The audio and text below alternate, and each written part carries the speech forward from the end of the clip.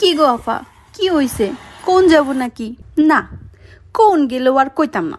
আপনারা যে কি শুরু করছুন, একটার পিছে একটা একটার পিছে একটা আন্দোলন করুন, বালা কথা। একটা শেষ কইরা তারপর আরেকটা শুরু করুন। এইদিকে যে আপনারা শেষও করেন না, এইদিকে আমার বদ হজম হয়ে যাইতেছে। এই জিনিসটা তো একটা বার দেখবেন, আমার একটা টপিক হজম করতে দেন, আরেকটা টপিক পরে ঢুকান না। আপনারা এইগুলা শুনবেন না। দুইটা দিন ধরে নিজের কেমন জানি অসুস্থ অসুস্থ ফিল করি, মনে হইতেছে হাসপাতালে ভর্তি হওয়া লাগবো। মানে কোটা আন্দোলনের পর থেকে ওটু পাশের আন্দোলন হজম করতে না করতে ঢুকাইয়া দিলেন আনসার নাকি বিডিপি হ্যাগর আন্দোলন। এগোর চিন্তা একটু ঘাটতে ঘাটতে মাথার মধ্যে চিন্তা করতেছি যে কি লিগে তারা আন্দোলন করতেছে, কি চায় তারা, সেইটা চিন্তা করতে না করতে ঢুকাই দিলেন অটো রিক্সা পায়ের রিক্সা সেই আন্দোলন।